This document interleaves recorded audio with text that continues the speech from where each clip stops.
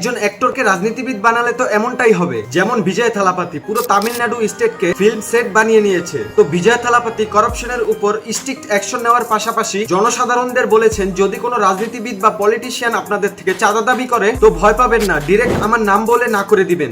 আর বাংলাদেশে কিছুদিন আগে তো বিচি ফাটাইছে, আর নাম নিলে বিচি কাইটাই নিয়ে আসবে। নারীদের সেফটির জন্য special all women's petro force, যার নাম সিঙ্গেপেন রাখা হয়েছে। ইতিমধ্যেই একটি ভিডিও ভাইরাল হয়েছে যেটাতে একটি মেয়েকে দেখা যাচ্ছে মধ্যরাতে একা মেয়েটি বাসায় যাচ্ছিল আর একটি পুলিশ ফোর্স তাকে ফলো করছে সেফটির জন্য। আর আমাদের দেশে রেপ রেপ রেপ এখানেই শেষ না, তামিলনাড়ুর অলিতে গলিতে ফুটপাতের দেওয়ালে যে কোনো ছোট বড় নেতা ও মিনিস্টারের পোস্টারও লাগানো যাবে না। এমনটা করলে বাংলাদেশের পোস্টারে থাকা পাতি নেতাদের কি হবে?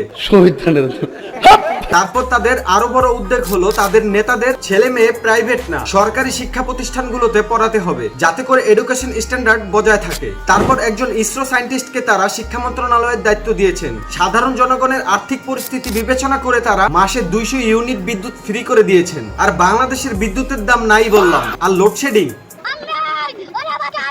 এখানেই শেষ না, প্রত্যেকটি পরিবারের জন্য হেলথ ইন্স্যুরেন্স করা হয়েছে 25 লক্ষ টাকা করে, যাতে করে বড় কোনো চিকিৎসার জন্য স্বর্ণ গয়না অথবা জমি বিক্রি করা না লাগে। আবার সরকারি হসপিটালে কোনো বাচ্চা জন্মগ্রহণ করলে তাকে স্বর্ণের আংটিও দেওয়া হবে। ভাই সত্যি অসাধারণ উদ্যোগ, আর আমাদের দেশের নেতারা খালি চাটাচাটি করে। একটা এমপি 3 থেকে 4 লক্ষ মানুষের একটি এলাকায় সামলাতে পারে না, আর বিজয় থালাপাতি 8 কোটি মানুষকে নিয়ে পুরো তামিলনাড়ু স্টেটকে চালায়। Like comment subscribe.